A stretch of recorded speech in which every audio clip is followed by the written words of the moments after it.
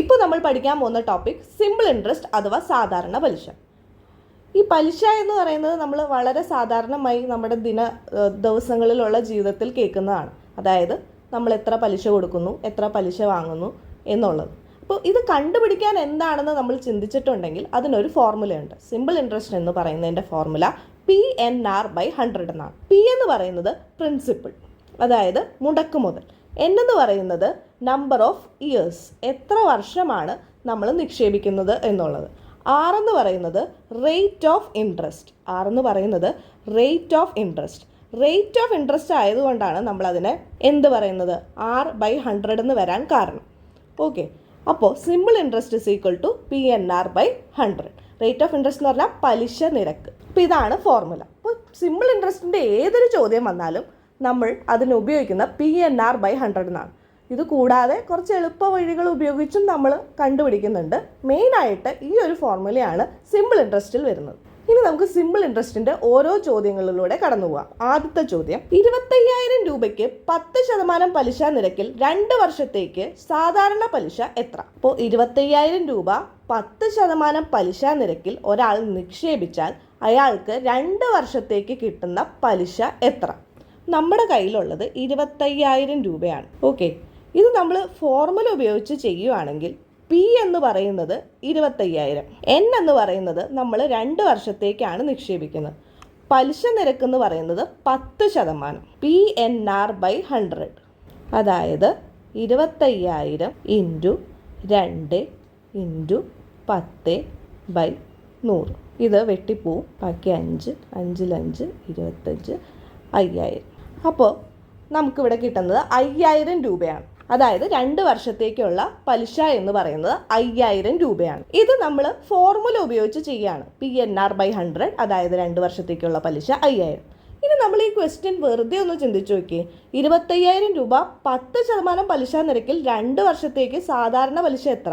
അപ്പോൾ 25,000 രൂപയുടെ 10% എന്ന് പറഞ്ഞാൽ എത്രയാണ്? വെറും 2500 രൂപയാണ്. അപ്പോൾ ഒരു വർഷത്തേക്ക് നമുക്ക് 2500 രൂപ കിട്ടുന്നു, 2 വർഷത്തേക്ക് 5000 രൂപ കിട്ടുന്നു. ഫോർമുല അറിയാത്തവനും ഇത് ചെയ്യാം. അപ്പോൾ ഇതിൽ കറക്റ്റ് ആൻസർ എന്ന് പറയുന്നത് ഓപ്ഷൻ എ 5000 രൂപയാണ്.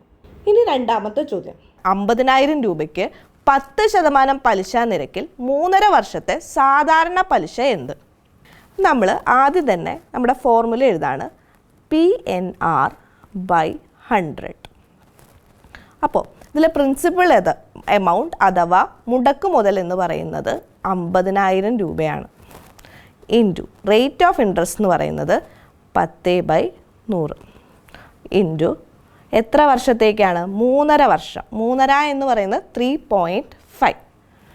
ഇനി നമ്മളിത് കാൽക്കുലേറ്റ് ചെയ്യാനായിട്ട് പൂജ്യങ്ങളെല്ലാം വെട്ടിക്കളഞ്ഞു. ബാക്കി 5000 ഇൻറ്റു 3.5 എന്ന് പറഞ്ഞാൽ 17,500. ഒന്നുകൂടെ പറയാം, ഫോർമുല എടുക്കുക. Principle into rate of interest, മുടക്ക് മുതൽ ഇൻറ്റു പലിശ നിരക്ക് ഇൻറ്റു എത്ര വർഷം? 3.5 വർഷം. അത് വെട്ടിക്കളഞ്ഞ് ഇതിനെ കാൽക്കുലേറ്റ് ചെയ്ത് നമ്മൾ അതിൻ്റെ ഉത്തരം കണ്ടുപിടിച്ചു. Option C 17,500. സിമ്പിൾ ഇൻട്രസ്റ്റിലെ നെക്സ്റ്റ് ക്വസ്റ്റ്യൻ നോക്കാം. 30,000 രൂപയ്ക്ക് 5% പലിശ നിരക്കിൽ 73 ദിവസത്തെ സാധാരണ പലിശ എന്ത്? ഞാൻ ക്വസ്റ്റ്യൻ ഒന്നുകൂടെ പറയാം. 30,000 രൂപയ്ക്ക് 5% പലിശ നിരക്കിൽ 73 ദിവസത്തെ സാധാരണ പലിശ എന്ത്? നമ്മൾ ഇതിനു മുമ്പ് കണ്ട ക്വസ്റ്റ്യനിലൊക്കെ എന്തായിരുന്നു? 1 വർഷത്തെ, 1.5 വർഷത്തെ, അങ്ങനെയുള്ള വർഷത്തെ പലിശയാണ് നമുക്ക് കണ്ടുപിടിക്കാനുണ്ടായിരുന്നത്. പക്ഷേ ഈ ക്വസ്റ്റ്യനിൽ എന്താ ഒരു പ്രത്യേകത? ഇവിടെ ദിവസത്തെ പലിശയാണ് ചോദിച്ചിരിക്കുന്നത്. അതായത് 73 ദിവസത്തെ പലിശയാണ് ചോദിച്ചിരിക്കുന്നത്. അപ്പോൾ ഒരു വർഷത്തിൽ എത്ര ദിവസമുണ്ട്? 365 ദിവസമുണ്ട് അല്ലേ? അപ്പോൾ 73 ദിവസത്തെ പലിശ എന്ന് പറഞ്ഞാൽ 73/365. അതായത് 73ഉം 365ഉം വെട്ടിപ്പോയാൽ 1/5. അതായത് 73 ഇൻറ്റു 5 365. സാധാരണ ഇങ്ങനെ ചോദിക്കുന്ന ദിവസങ്ങൾ എന്ന് പറയുന്നത് 365 മിക്കവാറും 365 ഈ പറയുന്ന തരുന്ന ദിവസങ്ങളിൽ മിക്കവാറും ഡിവിസിബിൾ ആയിരിക്കും. ഇപ്പോൾ 73 365 നേരെ നമുക്ക് കട്ട് ചെയ്യാം.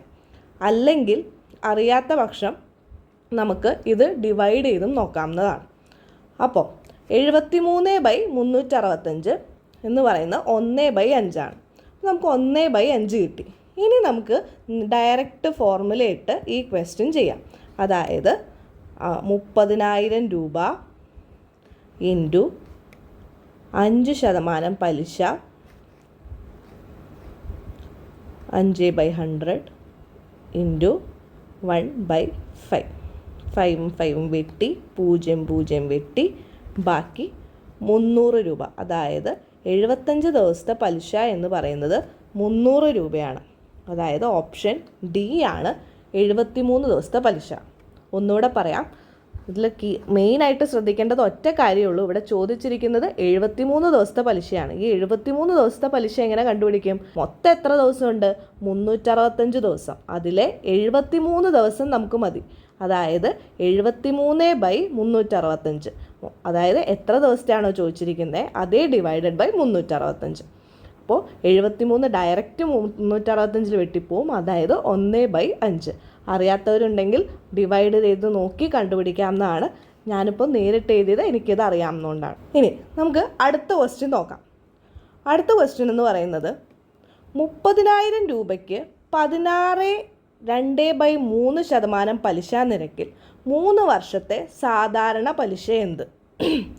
30,000 രൂപയ്ക്ക് 16.2/3% പലിശ നിരക്കിൽ 3 വർഷത്തെ സാധാരണ പലിശ എന്ത്? അപ്പോൾ ഈ ക്വസ്റ്റ്യൻ ഒന്ന് വ്യക്തമായി ശ്രദ്ധിച്ചേ. ഇവിടുത്തെ പലിശ നിരക്ക് എത്രയാണ്? 16.2/3. ഈ 16.2/3 എന്ന് പറയുന്നത് എന്താണ്? ഇതൊരു മിക്സഡ് ഫ്രാക്ഷനാണ്. മിക്സഡ് ഫ്രാക്ഷൻ 16.2/3 എന്ന് പറയുന്നത് ഒരു മിക്സഡ് ഫ്രാക്ഷനാണ്. അതായത് ഒരു മിശ്ര ഭിന്നം. ഇതിനെ നമുക്ക് എങ്ങനെ ഒരു ഇംപ്രോപ്പർ ഫ്രാക്ഷൻ അല്ലെങ്കിൽ ഒരു ഭിന്നസംഖ്യയായിട്ട് മാറ്റാം? എങ്ങനെയാണ്? 16.2/3 ഭിന്നസംഖ്യകൾ എന്ന് പറയുന്ന ടോപ്പിക്കിൽ ഇതെങ്ങനെ മാറ്റാമെന്ന് വളരെ വ്യക്തമായി പറയും. എന്നിരുന്നാൽ പോലും ഞാൻ ഒന്നും കൂടെ പറയാം. 16 × 3 + 2 ഡിവൈഡഡ് ബൈ 3. അതായത് ഡിനോമിനേറ്റർ ഇൻറ്റു ഈ മിക്സഡ് ഫ്രാക്ഷനിലെ ഹോൾ നമ്പർ, അതായത് 16 into plus numerator divided by denominator. Mixed ഫ്രാക്ഷനെ ഇംപ്രോപ്പർ ഫ്രാക്ഷൻ ആക്കാനുള്ള ഫോർമുലയാണ്. ഓക്കെ, അപ്പോൾ എങ്ങനെയാണ്? ഡിനോമിനേറ്റർ ഇൻറ്റു ഇങ്ങനെ 16.2/3 നമ്മൾ എന്ത് ചെയ്യുക? ഇങ്ങനൊരു വര വരയ്ക്കുക. അതായത് 16 × 3 എന്നിട്ട് ഇങ്ങനൊരു വര വരയ്ക്കുക. 16 × 3 + 2. ഇവിടെ ഇൻറ്റു ഇവിടെ പ്ലസ് ഈക്വൽ ടു എന്ന് പറയുന്നത് 48. 16 × 3 എത്രയാണ്? 48 + 2/3. അതായത് 50/3. ഈ 50/3 എന്ന് പറയുന്നത് ഈ 16.2/3 ആണ്. ഇതെന്താണ്? പലിശ നിരക്കാണ്, പേഴ്സൻറ്റേജ് ആണ്. അപ്പോൾ 50/3 എന്ന് പറയുന്നത് പലിശ നിരക്കാണ്. 50/3/100 ചെയ്താൽ മാത്രമേ നമുക്ക് എന്ത് കിട്ടുള്ളൂ? പലിശ നിരക്ക് കിട്ടുള്ളൂ, അല്ലേ? 50/3 ഡിവൈഡഡ് ബൈ 100 എന്ന് പറയുന്നത് എന്താണ്? 50/3 ഡിവൈഡഡ് ബൈ 100/1 ആണ്, അല്ലേ? അതായത് എന്തെങ്കിലും ഒരു ഒറ്റ സംഖ്യ ഉണ്ടെങ്കിൽ അതിൻ്റെ അർത്ഥം എന്താണ്? 100 എന്ന് പറഞ്ഞാൽ 100/1 എന്നാണ് അതിൻ്റെ അർത്ഥം. ഓക്കെ, അപ്പോൾ ഇതിനെ നമ്മൾ എന്ത് ചെയ്യണം? ഇതിൻ്റെ റെസിപ്രോക്കൽ എടുക്കണം. ഈ അടിയിൽ കിടക്കുന്നത് നേരെ തിരിച്ചിട്ട് എഴുതുന്നതിനെയാണ് എന്തെന്ന് പറയുന്നത്? റെസിപ്രോക്കൽ എടുക്കണം. അതായത് 50/3 × 1/100. ഞാൻ നേരെ തിരിച്ചിട്ട് എഴുതി. അപ്പോൾ അതെന്താണ്? റെസിപ്രോക്കൽ. 0 വെട്ടിപ്പോയി, ബാക്കി എന്താ ഉള്ളത്? 10ഉം 5ഉം വെട്ടിപ്പോയി, ബാക്കി 1/6 ആണ്. അപ്പോൾ 16.2/3 എന്ന് പറയുന്ന മിക്സഡ് ഫ്രാക്ഷൻ കണ്ടാൽ അതിൻ്റെ അർത്ഥം എന്താണ്? 1/6% എന്നാണ്. ഇനി നമുക്ക് നമ്മുടെ ക്വസ്റ്റ്യനിലേക്ക് വരാം. ഇതിപ്പോൾ നമ്മൾ 16.2/3 എന്ന് പറഞ്ഞാൽ മിക്സഡ് ഫ്രാക്ഷൻ മാത്രമേ ചെയ്തിട്ടുള്ളൂ. ഇനി നമുക്ക് എന്താ ക്വസ്റ്റ്യൻ എന്ന് വെച്ചാൽ അത് ചെയ്യണം. അപ്പോൾ ആൻസർ നമുക്ക് ഇവിടെ ചെയ്യാം. PNR/100. പി എത്രയാണ്? 30,000. 30,000 ഇൻറ്റു 6. ഇപ്പോൾ നമ്മൾ എത്ര കണ്ടുപിടിച്ചത്? 1/6%. 1/6 ഇൻറ്റു എത്ര വർഷത്തേക്കാണ്? 3 വർഷത്തേക്കാണ്. അപ്പോൾ 3. അപ്പോൾ നമ്മൾ എന്ത് ചെയ്തു? 6ഉം 3ഉം വെട്ടി, ബാക്കി ഇവിടെ എത്രയുണ്ട്? 2 ഉണ്ട്. 30,000/2. 30,000/2 എന്ന് പറയുന്നത് എത്രയാണ്? 15,000. അപ്പോൾ ഈ ചോദ്യത്തിൻ്റെ ഉത്തരം എന്ന് പറയുന്നത് എത്രയാണ്? 15,000. എന്ന് വെച്ചാൽ ഓപ്ഷൻ ബി 15,000 ആണ് ഉത്തരം. അപ്പോൾ ഇത് മനസ്സിലാത്തവർക്ക് ഞാൻ ഒന്നും കൂടെ പറയാം. ഇവിടെ ആകെ ഒരു ട്രിക്കേ ഉള്ളൂ. ഇവിടുത്തെ പലിശ നിരക്ക് എന്ന് പറയുന്നത് ഒരു മിക്സഡ് ഫ്രാക്ഷനിലാണ് കൊടുത്തിരിക്കുന്നത്. അതായത് 16/2/3. 16/2/3 എന്ന് പറയുന്നത് നമ്മൾ എഴുതുമ്പോൾ എന്ത് സംഭവിക്കും? മിക്സഡ് ഫ്രാക്ഷൻ ഇംപ്രോപ്പർ ഫ്രാക്ഷൻ ആക്കുമ്പോൾ അത് 50/3 ആണ്. ഓക്കെ, 16/2/3 അതായത് 50/3% ആണ്. അപ്പോൾ നമ്മൾ അതിനെ നമ്പർ ആക്കുമ്പോൾ 50/3/100 എന്ന് പറയുമ്പോൾ എന്ത് സംഭവിക്കും? അത് 1/6 ആണ്. അപ്പോൾ 30,000 ഇൻറ്റു 1/6 ഇൻറ്റു 3, 3 വർഷത്തേക്ക് ആയതുകൊണ്ട് 3. അത് ചെയ്യുമ്പോൾ നമുക്ക് എത്ര കിട്ടും? 15,000 രൂപ എന്ന് കിട്ടും. അപ്പോൾ 3 വർഷത്തേക്കുള്ള സാധാരണ പലിശ എന്ന് പറയുന്നത് എത്രയാണ്? 15,000 രൂപ. ഇനി നമുക്ക് അടുത്ത ക്വസ്റ്റ്യനിലേക്ക് പോവാം. 1 രൂപയ്ക്ക് 1 മാസം 1 പൈസ പലിശ നിരക്കിൽ 50,000 രൂപയ്ക്ക് 2 വർഷത്തെ സാധാരണ പലിശ എന്ത്? 1 രൂപയ്ക്ക് 1 മാസം 1 പൈസ പലിശ നിരക്കിൽ കിട്ടിയാൽ 50,000 രൂപയ്ക്ക് 2 വർഷത്തേക്ക് കിട്ടുന്ന സാധാരണ പലിശ എന്ത്? 1 രൂപയ്ക്ക് നമുക്ക് എത്രയാണ് കിട്ടുന്നത്? 1 മാസത്തേക്ക് കിട്ടുന്നത് എന്താ കിട്ടുന്നത്? 1 പൈസയാണല്ലേ. അപ്പോൾ നമ്മൾ ഇത്ര നാൾ പഠിച്ചത് എന്തായിരുന്നു? ഒരു വർഷത്തെ കണക്കാണ്. എന്നെന്ന് പറയുന്നത് ഇവിടെ എന്താണ്? വർഷമാണ്. അപ്പോൾ ഒരു ഇയറിൽ എത്ര മാസമുണ്ട്? 12 മാസമുണ്ട് അല്ലേ? 12 മാസം എടുത്താലാണ് അത് എന്നാവുള്ളൂ അല്ലേ?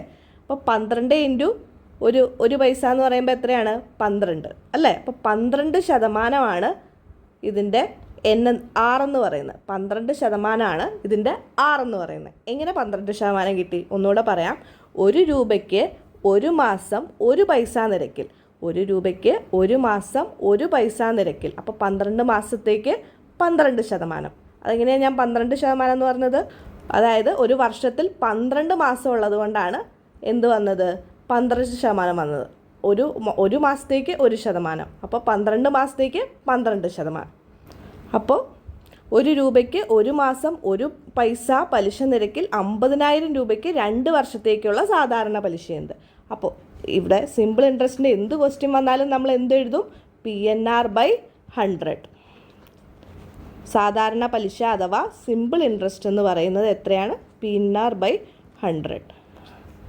That is equal to 50,000 into N എന്ന് പറയുന്നത് 2 വർഷം. റേറ്റ് ഓഫ് ഇൻട്രസ്റ്റ് എന്ന് പറയുന്നത് 12/100. 15 60. പിന്നെ 20 ഇൻറ്റു 2 ഈക്വൽ ടു 12,000. അപ്പോൾ ഇതിൻ്റെ ഉത്തരം വരുന്നത് 12,000 ആണ്. അതായത് ഓപ്ഷൻ സി ആണ് ഉത്തരം, 12,000. ഞാൻ വീണ്ടും പറയാണ്, 1 രൂപയ്ക്ക് 1 മാസം 1 പൈസയാണെങ്കിൽ 1 വർഷത്തേക്ക് 12 മാസമാണുള്ളത്.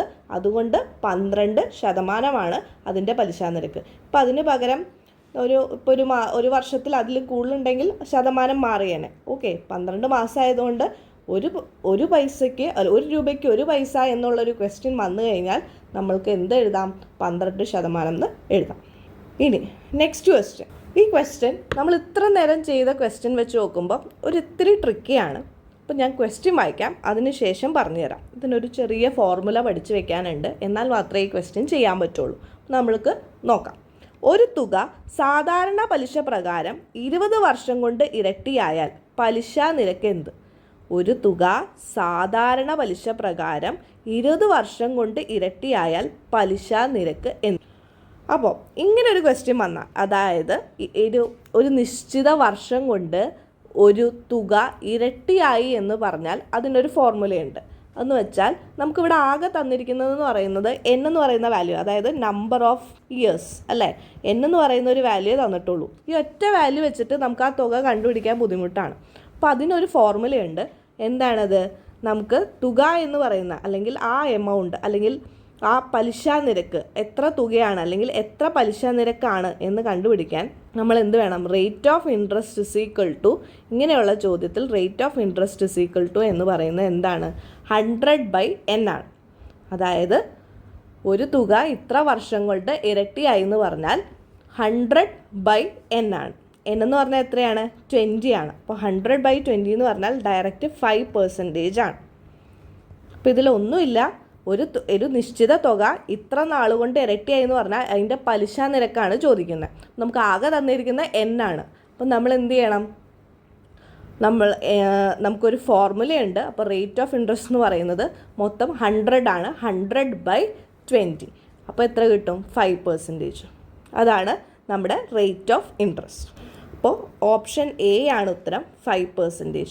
100/20 എന്ന് പറഞ്ഞതാണ് റേറ്റ് ഓഫ് ഇൻട്രസ്റ്റ്. ഇനി ഇതുപോലെ തന്നെ വേറൊരു ചോദ്യമാണ്. ഒരു തുക സാധാരണ പലിശ പ്രകാരം 10 വർഷം കൊണ്ട് മുടക്ക് മുതലിന് 3 ഇരട്ടിയായി. നേരത്തെ ഇരട്ടിയായിരുന്നു, ഇപ്പം എത്രയാണ്? 3 ഇരട്ടിയായി. എന്നാൽ പലിശ നിരക്ക് എന്ത്? 3 ഇരട്ടിയായി എന്ന് പറഞ്ഞാൽ 100/n ചെയ്തു. ഇപ്പോൾ ഇവിടെ നമുക്ക് n ഇവിടെയും തന്നിട്ടുണ്ട്. എത്രയാണ് n? n എന്ന് പറയുന്നത് 10 വർഷമാണ്. ഞാൻ നേരത്തെ എന്ത് പറഞ്ഞു? 100 ഇരട്ടി എന്ന് പറഞ്ഞാൽ 100/n ആന്ന് പറഞ്ഞു. 3 ഇരട്ടി എന്ന് പറഞ്ഞാലോ? 3 ഇരട്ടി എന്ന് പറഞ്ഞാൽ നമ്മുടെ കയ്യിൽ ഒരു 100 ഉണ്ട്. 3 ഇരട്ടി എന്ന് പറഞ്ഞാൽ എത്രയാണ്? 200/n. എങ്ങനെയാണ് ആ 200/n എന്ന് കിട്ടിയത്? 200/n എന്ന് കിട്ടാൻ 3 ഇരട്ടി ഉണ്ടെങ്കിൽ നമുക്ക് 3 - 1, അതായത് n-1, അതായത് 300. നമ്മുടെ കയ്യിൽ ആദ്യം ഒരു തുകയുണ്ട്. ആ തുക ഇത്ര നിശ്ചിത വർഷം കൊണ്ട് ഇരട്ടിയായി. അപ്പോൾ നമ്മൾ 100 എടുക്കും. അത് കഴിഞ്ഞ് അടുത്ത ക്വസ്റ്റിൽ എന്താണ്? നിശ്ചിത വർഷം കൊണ്ട് 3 ഇരട്ടിയായി. അപ്പോൾ നമ്മൾ എന്താണ്? 200/n എടുക്കും. എന്തുകൊണ്ടാണ് 200/n എടുത്തത്? 300/n എടുത്തൂടെ എന്ന് ചിലർക്ക് സംശയം തോന്നും. അല്ല, 3 ഇരട്ടി എന്ന് പറഞ്ഞാൽ 300 അല്ല. നമ്മുടെ കയ്യിൽ ആദ്യം ഒരു തുകയുണ്ട്. അതായത് എൻ്റെ കയ്യിൽ 5 രൂപയുണ്ട്. 5 രൂപ 10 രൂപയായി. 10 രൂപ 15 രൂപയായി അല്ലേ? 3 ഇരട്ടി എന്ന് പറഞ്ഞാൽ എത്രയാണ്? 15 രൂപയായി. അപ്പോൾ എൻ്റെ കയ്യിലുള്ള 5 രൂപ അവിടെ തന്നെ ഉണ്ട്. അപ്പോൾ എത്ര മാറ്റം വന്നു? 2 5 മാറ്റം വന്നുള്ളൂ. അപ്പോൾ 2 ഇരട്ടി. അപ്പോൾ എൻ്റെ കയ്യിൽ 100 ഉണ്ട്. ഇപ്പോൾ 2 ഇരട്ടി എന്ന് പറയുമ്പോൾ 100 ഉണ്ട്. 3 ഇരട്ടി എന്ന് പറയുമ്പോൾ എത്രയാണ്? 200 ഉള്ളൂ. അപ്പോൾ 200/n ആണ്. അപ്പോൾ 200/n. n എത്രയാണ്? 10. അപ്പോൾ 200/10 എന്ന് പറഞ്ഞാൽ 20% ആണ് ആൻസർ. ഓപ്ഷൻ ഡി ആണ് ആൻസർ, 20%. മനസ്സിലാകാത്തവർക്ക് വേണ്ടി ഒന്നും കൂടെ പറയാം. ഒരു തുക സാധാരണ പലിശ പ്രകാരം 10 വർഷം കൊണ്ട് മുടക്ക് മുതലിൻ്റെ 3 ഇരട്ടിയാണെങ്കിൽ പലിശ നിരക്ക് എന്ത്? അപ്പോൾ എത്ര വർഷം കൊണ്ടാണ്? 10 വർഷം. അപ്പോൾ നമ്മുടെ കയ്യിൽ ആകെയുള്ളൊരു സാധനം എന്താണ്? n എന്ന് പറയുന്നതാണ് 10 വർഷം. മുടക്ക് മുതലിൻ്റെ 3 ഇരട്ടി എന്ന് പറഞ്ഞാൽ 200/n. അപ്പോൾ ഞാൻ ചോദിക്കുകയാണ്, മുടക്ക് മുതലിൻ്റെ 10 ഇരട്ടിയായി. അപ്പോൾ എന്തായിരിക്കും? 900/n ആയിരിക്കും. നമ്മുടെ കയ്യിലുള്ള 100 എപ്പോഴും നമ്മൾ കുറയ്ക്കണം. 15 ഇരട്ടിയാണെങ്കിലോ 1400. നമ്മുടെ കയ്യിലുള്ള ഒരു 100 എപ്പോഴും നമ്മൾ കുറച്ച് വേണം എഴുതാൻ. അതായത് 3 ഇരട്ടി എന്ന് പറഞ്ഞാൽ 200/n ആണ്. സിമ്പിൾ ഇൻട്രസ്റ്റിലെ മറ്റൊരു ചോദ്യം നമുക്ക് നോക്കാം. ആദ്യ വർഷം 8%, രണ്ടാം വർഷം 7%, മൂന്നാം വർഷം 5%. അങ്ങനെയാണെങ്കിൽ 30,000 രൂപയ്ക്ക് 3 വർഷത്തെ സാധാരണ പലിശ എന്ത്? ചോദ്യം ഒന്നുകൂടെ പറയാം. ആദ്യ വർഷം 8%, രണ്ടാം വർഷം 7%, മൂന്നാം വർഷം 5%. അങ്ങനെയാണെങ്കിൽ 30,000 രൂപയ്ക്ക് 3 വർഷത്തെ സാധാരണ പലിശ എന്ത്? അപ്പോൾ ഇങ്ങനൊരു ക്വസ്റ്റ്യൻ കാണുമ്പോൾ നമ്മൾ പേടിക്കും അല്ലേ? ഈ ഓരോ വർഷവും ഓരോ തരം പലിശയാണല്ലോ, നമ്മൾ എന്ത് ചെയ്യും എന്നാലോചിക്കും. ഒന്നുകൊണ്ട് പേടിക്കേണ്ട, ഇത് വളരെ സിമ്പിളാണ്. നമ്മൾ ഓരോ വർഷത്തെ എടുത്തങ്ങ് എഴുതും. ഒന്നാം വർഷം എത്രയാണ്? 8%. രണ്ടാം വർഷം എത്രയാണ്? 7%. മൂന്നാം വർഷം എത്രയാണ്? 5%. അപ്പോൾ മൊത്തത്തിലുള്ള പലിശ നിരക്ക് എത്രയാണ്? 3 വർഷത്തേക്കും കൂടെ ടോട്ടൽ റേറ്റ് ഓഫ് ഇൻട്രസ്റ്റ് അഥവാ മൊത്തത്തിലുള്ള മുടക്ക് മുതൽ മൊത്തത്തിലുള്ള പലിശ നിരക്ക് റേറ്റ് ഓഫ് ഇൻട്രസ്റ്റ് എന്ന് പറയുന്നത് എന്താണ്? 8 + 7 + 5, 8 × 5 = 13, 7 = 20. Total rate of interest four 3 years, 3 വർഷത്തേക്കുള്ളത് എന്താണ്? 20% ഓക്കെ. ഇനി നമുക്ക് എന്താ വേണ്ടേ? ഇതിൻ്റെ സാധാരണ പലിശ കാണണം. അപ്പോൾ 3 വർഷത്തേക്കുള്ള പലിശ നിരക്ക് ഓൾറെഡി കണ്ടുപിടിച്ചു. അതായത് PNR/100 ആണ് മൊത്തത്തിലുള്ള സിമ്പിൾ ഇൻട്രസ്റ്റിൻ്റെ ഇക്വേഷൻ. അപ്പോൾ ഇനി നമുക്ക് എന്താ വേണ്ടേ? സാധാരണ പലിശ എന്ന് പറയുന്നത് ഇതിൻ്റെ പലിശ നിരക്ക് എത്രയാണ്? 20% ആണ്. അപ്പോൾ ഇതിൻ്റെ പലിശയുടെ എമൗണ്ട് എത്രയാണെന്നാണ് നമുക്ക് കാണേണ്ടത്. അപ്പോൾ എന്ന് പറഞ്ഞു കഴിഞ്ഞാൽ ഇവിടുത്തെ എമൗണ്ട്, അതായത് പ്രിൻസിപ്പൽ എമൗണ്ട് അഥവാ മുടക്ക് മുതൽ 30,000 × 20% എന്ന് പറഞ്ഞാൽ 20/100. 3 വർഷത്തെയാണത്. അതുകൊണ്ട് പിന്നെയും നമ്മൾ വർഷം ഗുണിക്കേണ്ട ആവശ്യമില്ല. 20/100. 0 വെട്ടിപ്പോയി. ബാക്കി 3000 × 2 6000 രൂപ. അതായത് 3 വർഷത്തേക്ക് നമുക്ക് കിട്ടിയത് എത്രയാണ്? 6000 രൂപയാണ്. ഒന്നുകൂടെ പറയാം, ഇങ്ങനത്തെ ഒരു ചോദ്യം കണ്ടാൽ 3 വർഷത്തെ പലിശ നിരക്കും കൂടെ ആഡ് ചെയ്യുക. അപ്പോൾ 3 വർഷത്തെ പലിശ നിരക്ക് കിട്ടും. 3 വർഷത്തെ പലിശ നിരക്ക് ഇൻറ്റു മുടക്ക് മുതൽ ചെയ്ത് കഴിഞ്ഞാൽ നമുക്ക് എത്ര കിട്ടും? ഇതിൻ്റെ സാധാരണ പലിശ കിട്ടും. അതായത് ഈ 6000 എന്ന് പറയുന്നത് ഓപ്ഷൻ ബി ആണ്. അപ്പോൾ നമുക്ക് സിമ്പിൾ ഇൻട്രസ്റ്റിലെ അടുത്തൊരു ചോദ്യം നോക്കാം. 50,000 രൂപയ്ക്ക് സാധാരണ പലിശ പ്രകാരം 2 വർഷം കൊണ്ട് 60,000 രൂപയായാൽ പലിശ നിരക്ക് എന്ത്? ചോദ്യം ഒന്നുകൂടെ പറയാം. 50,000 രൂപയ്ക്ക് സാധാരണ പലിശ പ്രകാരം 2 വർഷം കൊണ്ട് 60,000 രൂപ ആയാൽ പലിശ നിരക്ക് എന്ത്? അപ്പോൾ നമ്മുടെ കയ്യിലുള്ളത് എത്ര രൂപയാണ്? 50,000 രൂപയാണ് അല്ലേ? ഇത് സാധാരണ പലിശ പ്രകാരം നമുക്ക് 2 വർഷം കൊണ്ട് എത്ര രൂപയായി? 60,000 രൂപയായി അല്ലേ? അപ്പോൾ നമുക്ക് കിട്ടിയേക്കുന്ന മൊത്തം പലിശ എത്രയാണ്? 60,000 മൈനസ് 50,000. മൊത്തം പലിശ നമുക്ക് എത്ര കിട്ടി? 10,000 രൂപ നമുക്ക് പലിശ കിട്ടി അല്ലേ? ഈ 10,000 രൂപ നമുക്ക് എത്ര വർഷം കൊണ്ടാണ് കിട്ടിയത്? 2 വർഷം കൊണ്ടാണ് കിട്ടിയത്. അപ്പോൾ ഒരു വർഷത്തേക്ക് നമുക്ക് എത്ര കിട്ടി? 10,000/2. 5,000 രൂപയാണ് നമുക്ക് ഒരു വർഷത്തേക്ക് കിട്ടിയ പലിശ. ഒരു വർഷത്തേക്ക് 5,000 രൂപ കിട്ടി. ഓക്കെ, ഇനി ഇത് ഫോർമുല ഒന്നും ഉപയോഗിക്കാതെ സിമ്പിളായിട്ട് എങ്ങനെ ചെയ്യാം? 50,000 രൂപയ്ക്ക് നമുക്ക് ഒരു വർഷം കൊണ്ട് 5,000 രൂപ പലിശ കിട്ടി. ഓക്കെ, അപ്പം 50,000-ൻ്റെ എത്ര ശതമാനമാണ് ഈ 5,000? 10% 5,000. ഇതാണ് ഇതിൻ്റെ എളുപ്പ വഴി. ഇനി അല്ലാത്തവർക്ക് എന്ത് ചെയ്യാം? നമുക്ക് എത്ര പലിശ കിട്ടി? 5,000 കിട്ടി അല്ലേ? അപ്പോൾ PNR/100 ഒക്കെ ഉപയോഗിച്ച് വളരെ നീട്ടി ചെയ്യാം. പക്ഷെ അതിൻ്റെ ഒന്നും ആവശ്യമില്ല. വളരെ സിമ്പിളായിട്ട് ചിന്തിക്കാം. 50,000 രൂപയ്ക്ക് ഒരു വർഷം കൊണ്ട് 5,000 രൂപ കിട്ടി. അപ്പോൾ 50,000-ൻ്റെ 10% 5,000.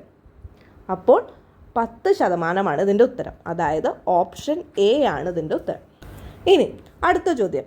ഒരാൾ ഒരു തുക 5% സാധാരണ പലിശ നിരക്കിൽ നിക്ഷേപിച്ചാൽ എത്ര വർഷം കൊണ്ട് ഇരട്ടിയാവും? ഒരാൾ ഒരു തുക 5% നിരക്കിൽ സാധാരണ പലിശ നിരക്കിൽ നിക്ഷേപിച്ചാൽ എത്ര വർഷം കൊണ്ട് ഇരട്ടിയാവും?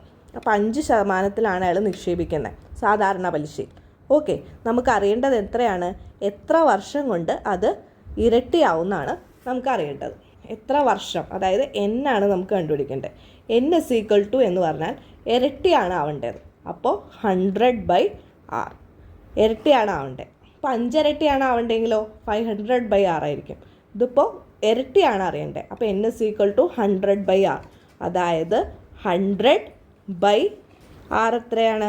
5 എന്ന് പറഞ്ഞാൽ 20 വർഷം കൊണ്ടാണ് ഇരട്ടിയാവുക.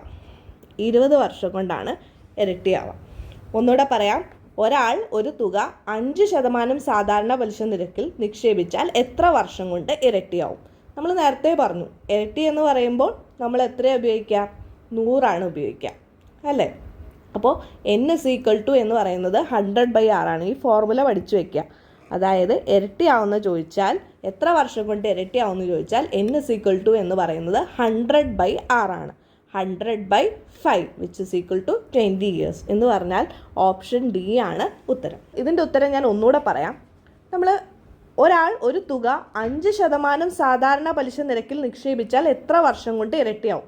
നേരത്തെ നമ്മൾ കണ്ടിരുന്നു പലിശ നിരക്ക് എത്ര കൊണ്ട് ഇരട്ടിയാവും, അതായത് എത്ര കൊണ്ട് ഇരട്ടിയാവും എന്ന് ചോദിച്ചു കഴിഞ്ഞ് കഴിഞ്ഞാൽ നമ്മൾ എന്ത് ചെയ്യണം? അപ്പം എത്ര വർഷം കൊണ്ടെന്നാണ്. അപ്പോൾ നമ്മുടെ ഇവിടുത്തെ എന്താണ്? എന്നാണ് നമുക്ക് കണ്ടുപിടിക്കേണ്ടത്. അപ്പോൾ ഇരട്ടി എന്ന് പറയുമ്പോൾ എന്താണ്? 200 - 100, അതായത് 100. ഇരട്ടി എന്ന് പറയുമ്പോൾ 100 ഉള്ളൂ. 100 നമുക്ക് പലിശ നിരക്ക് 5 തന്നിട്ടുണ്ട് 6, അതായത് 100/5, അതായത് 20 വർഷം കൊണ്ട്. അപ്പോൾ ഇതിന് പകരം ഇവിടെ എത്ര വർഷം കൊണ്ട് ഇത് 5 ഇരട്ടിയാവുമെന്ന് ചോദിച്ചിരുന്നെങ്കിലോ, അതായത് n = 400/6 ആയേനെ. 6 എന്ന് പറഞ്ഞാൽ 5% ഇവിടെ, അല്ലെങ്കിൽ വേറെ എന്തെങ്കിലും ക്വസ്റ്റ്യനിൽ വേറെ എന്താണെന്ന് വെച്ചാൽ അതിടുക.